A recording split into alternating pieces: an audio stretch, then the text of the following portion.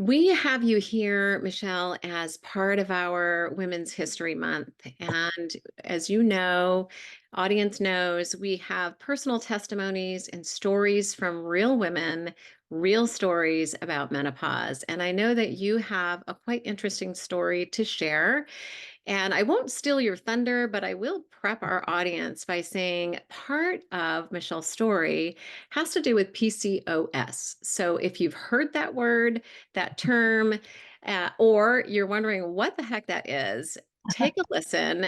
Don't turn this podcast off. You're going to want to hear what she has to say. So, with that, let's just dive right in. I'm going to have you tell our listeners a little bit about your background first. So, if you can share with us, what is your age, what's your background, and kind of prep your story a little bit for us. Yeah. So I'm 55, married, got 3 kids. We're a blended family, 6 grandkids. I'm a musician. I teach music, and um, that's the basics. Yeah. Okay. Okay. So you're 55. Are you postmenopause? What stage of menopause are you in right now? Well, I think I am postmenopause. I had an endometrial ablation when I was, I think, 43. And Okay. so I don't really have periods, haven't had periods in years, but about 3.5 years ago, I guess I kind of had like a last hurrah period. Just Okay. out of the blue with cramps and everything. Um, and then nothing since. But with an ablation, you don't bleed either. So I kind of assume that's what that was. So that would put me at a year without a period and some. Right, right. And Yeah. for listeners who aren't familiar with ablations, simply put in non-scientific terms, they basically fry the lining of your uterus so that you don't actually cycle. You don't have a flow every month. You don't shed that uterine lining. I had one too, and it was the best thing that I ever did. But you're right. It's hard to tell when you are actually moving through menopause unless you experience other symptoms. Mhm. And I guess the next question I would ask you is, are you experiencing other symptoms, menopause symptoms that are kind of telltale for you that perhaps I'm in menopause or on the other side of it? Yeah, for sure. I'm getting, hot flashes still and Mhm. night sweats still. Um, some of the brain fog, just, just trying to remember words Yeah. sometimes. And I'm thinking, is this early onset? Am I losing my mind? And then I have friends that are about 10 years younger, and they'll be like, I was just thinking of, and I'm like, okay, calm down. It's probably just that whole brain fog that comes along with menopause and all of that. Yeah, yeah, it's kind of frightening. I remember when that started happening to me, I thought the exact same thing. So Mhm. that's also good for our listeners to hear that that is a symptom of perimenopause, menopause, and it does go away. Mhm. And there are things that you can do, but it is kind of scary because you start Googling and you're out on the internet, and that's kind of frightening as well. So, kind of telltale that you are in some stage of menopause, if not Mhm. on the other side of it. So, Right. thank you for laying that foundation for our audience. I'm going to open it up to you, Michelle, and just give you the floor and have you begin to tell your story and what is your journey? So I have had migraines with my periods for years, and about 3, 4, 5, somewhere around there, I just started getting migraines like back to back to back. I could not get a handle on them. I was taking my migraine medicine like almost every single day. And, because I'd had migraines for years and years, I, reached out to my neurologist, and she said, sometimes that is a symptom of perimenopause.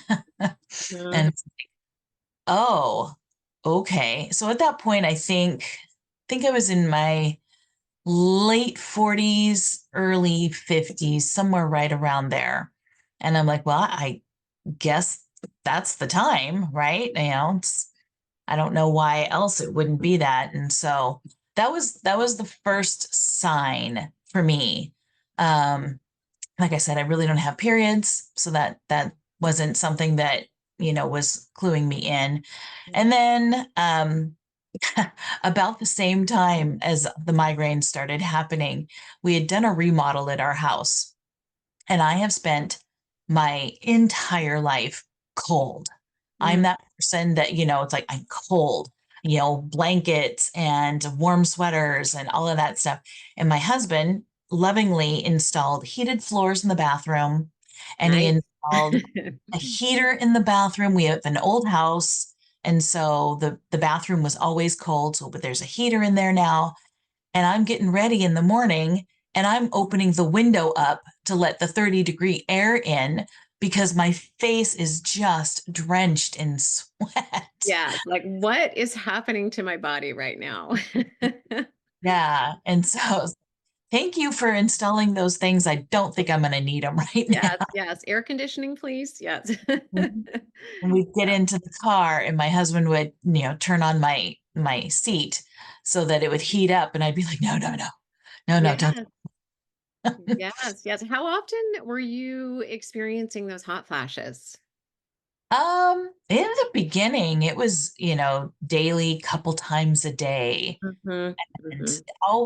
always in the morning. And I don't Okay. don't know why, but always in the morning, and then like a couple throughout the day. And I teach piano and voice, so Mhm. it's not a really active job. And I'd be sitting there, and all of a sudden, just like I'm just wiping sweat. And I'm sure that my face is beet red, and these poor students are looking at me like, "Is she okay? What's going on?" Yes. If that's another 50-year-old woman sitting next to you, we understand it, but a child thinks something's seriously wrong. Yes. Mhm, mhm. Yeah. Yeah, so, I've definitely learned to layer up because, at any given moment, all of a sudden, my temperature just, goes up and I'm starting to take things off. Yes, yes, exactly. So the hot flashes and your headaches, which is actually it is very common in Mhm, menopause. And I caught the fact that your neurologist asked and made that distinction, right? That mhm. Yeah, correlation between headaches and perimenopause, which doesn't happen often right. or all of the time. So I'm glad to hear that that was the Yeah, case for you. Yeah. yeah, So yeah. what happened next? You're in this stage, you don't need those heated floors anymore in your No, bathroom. Tell me. no. I think the next stage is just kind of like dealing with it. It's like, oh, this is that change in Yeah. life. I don't know, youth happens and we don't appreciate it when we're young, and then we get busy, life happens, and we don't think about, well, I'm not young anymore. And then your kids grow up and they move out, and then you go through this change and you start to realize it's like, oh, I'm not young. Mm, I'm mm, not old, but I'm not young. And I mhm. feel like that's kind of that next mindset that you have to like, I don't know. You can't be angry about it because you can't do anything about it. But in a way, you are a little like frustrated. It's like, "Ah, but when did this happen? When Yeah. did, when did all of this happen? I wasn't ready for this."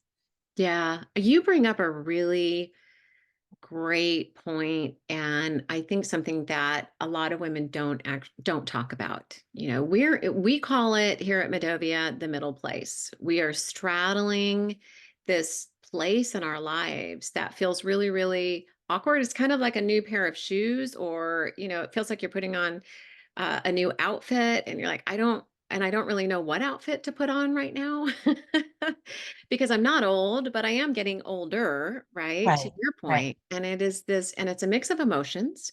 So I'm going to ask you, what emotions were you feeling? Are you feeling during this stage of life? Do you fluctuate? Talk to the audience here. Maybe women that haven't even started perimenopause so that they understand that this is normal. Mhm.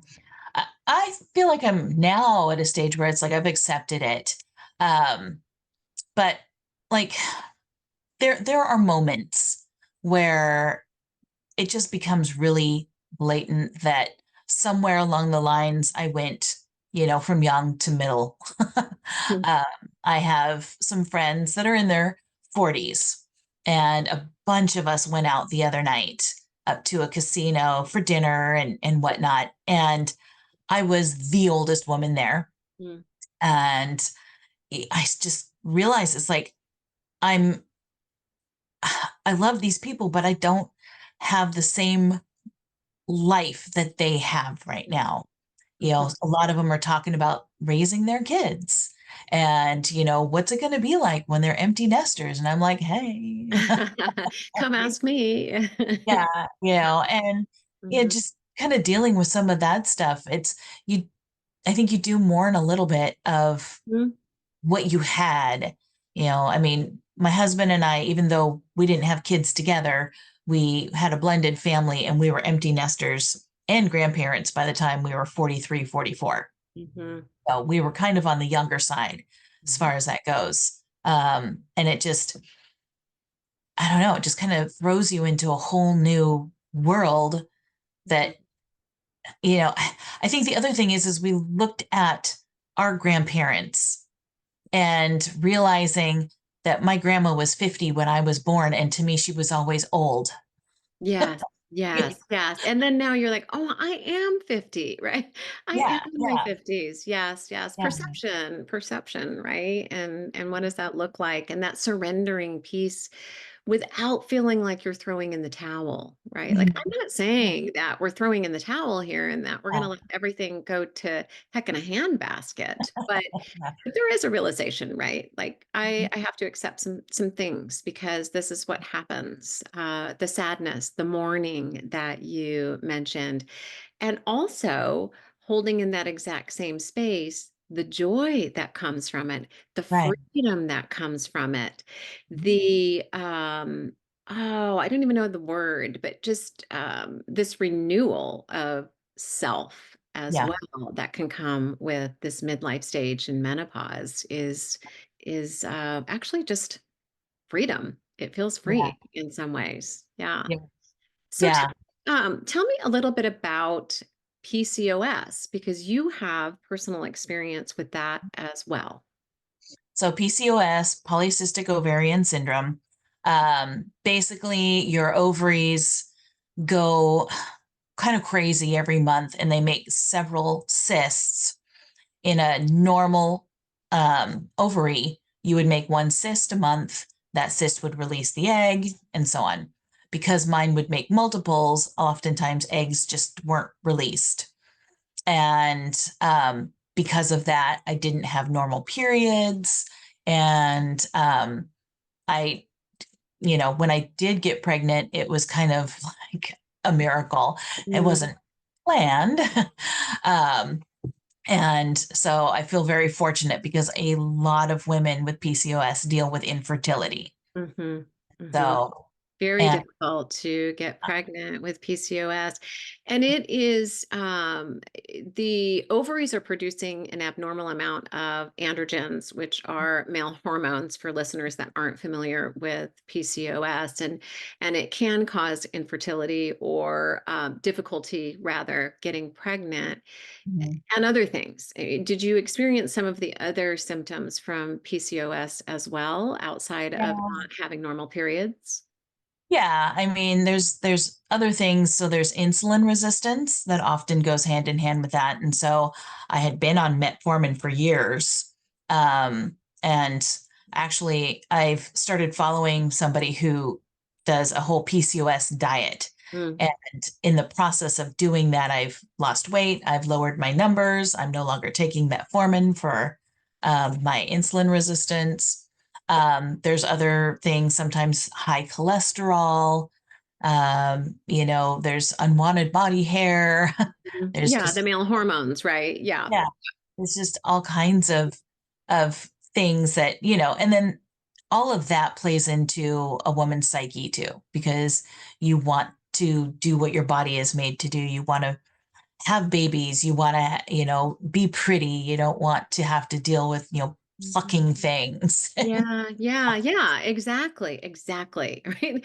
You have all of that other layered identity stuff out there, right? And then on top of it, PCOS, which is the symptoms that you just mentioned, but also irregular periods, having difficulty getting pregnant, and it is getting better, but sometimes it's hard to diagnose PCOS as well. So I'm just wondering what that experience was like for you with your healthcare practitioner or practitioners. Well, I actually diagnosed myself years ago. My husband and I did Atkins, and I read the book.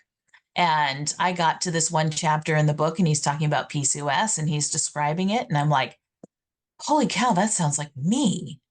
And Yeah. so when I did go in and see my gynecologist, I said, is that possible? Could I have PCOS? And yeah, so I've had an ultrasound and they've looked at my ovaries. And so they did confirm that later. But, prior to that, I would go to the doctor and I'd say, I'm in my 20s and my 30s and I'm still having these irregular periods. They'd be Mhm. like, okay, well, let's put you on the pill. Yes, yes. I Um, was going to ask you if you were given the pill, yeah, as a solution. Hmm. multiple times. Yeah, Yeah. yeah. And, at times you don't want to be on the pill. Mm. And so that was frustrating. They would, they'd look at my cholesterol numbers and they would, well, you need to eat less, fried foods. I'm like, I don't eat a lot of fried foods. Mm.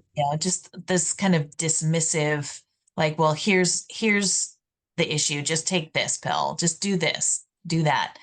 And rather than, getting to the root of the issue. Yeah, the So, holistic care, right? The whole person. And so, for women that might be experiencing some of the same things, the irregular periods, and maybe the unwanted body hair, and some of the weight gain, and your cholesterol levels, what would be your recommendation if you could reverse time and go back? What mhm. advice would you give someone that's in the same shoes? Well, like I said, I started following someone who has this whole PCOS diet. And the number one thing I would say is give up sugar. Mm. I know Oh, that. darn it. Yeah, that's probably one of the hardest things for a lot of Mhm, people. mhm, I've pretty much given up sugar altogether, and I don't miss it, but I've never been a sugar person. I'm more of a salts person. You're going to find me at the chip table uh-huh, before you find me at the cookies table. So, yeah, um, but I mean, there's a lot of things that we can do with using food mm, as medicine as opposed to, and I'm not saying don't use medicine. If you need medicine, use it. yeah, Um, but I think when we put a lot of the right things in our body will respond to that. yeah. So, I I mean, couldn't agree more. I couldn't agree yeah. more, Michelle. The Yeah. the gut connection is Mhm. pretty amazing. Yeah. Mhm.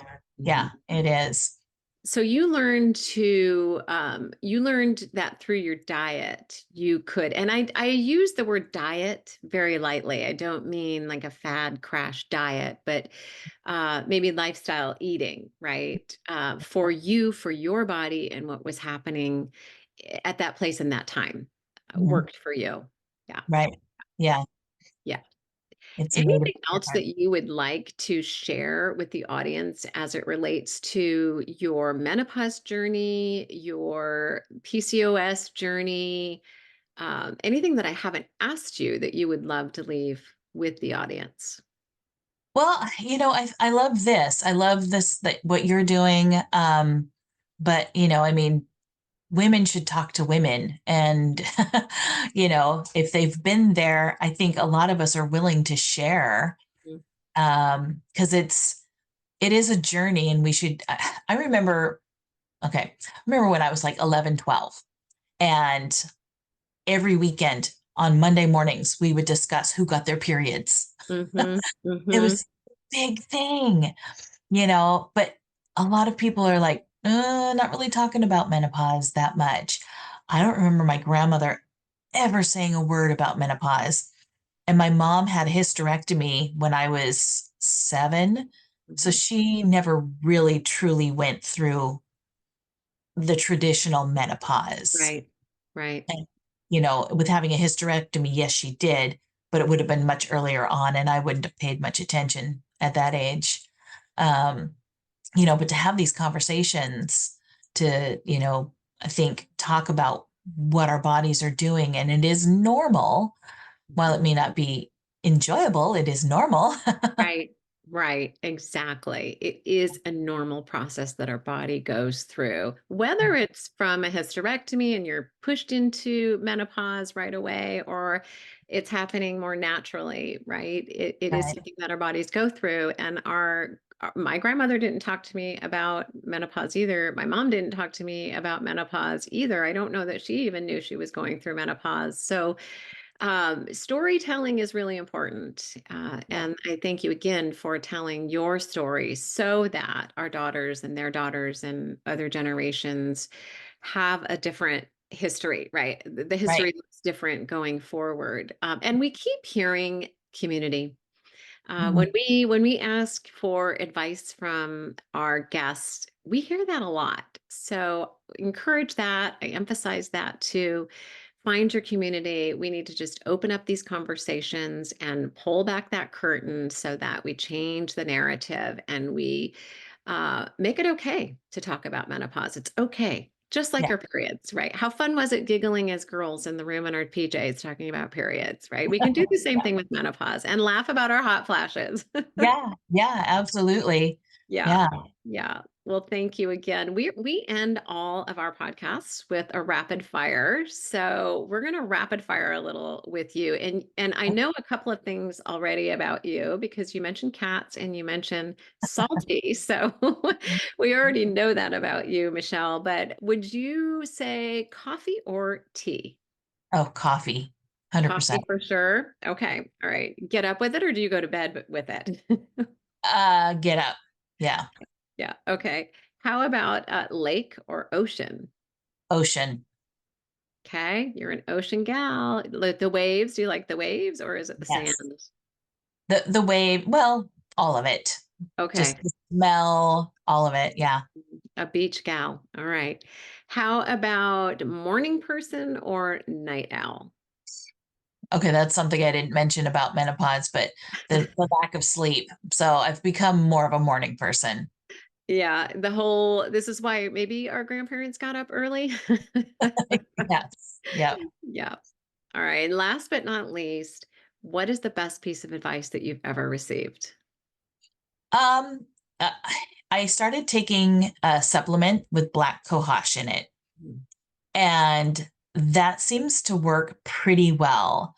I ran out of it for a few weeks and I noticed a difference with the hot flashes. So I would Yeah. say, yeah, if you're not opposed to taking a natural supplement, do your research and find one that works for you. Yeah, yeah, black cohosh. We hear that a lot as well with hot flashes. Caution if you're mixing it with other drugs or other supplements. As always, Right. check with your healthcare provider. But we've heard that it helps as well. So thank you for that. Yeah. And listening audience, that is a wrap. So until next time, go find joy in the journey. Bye bye now.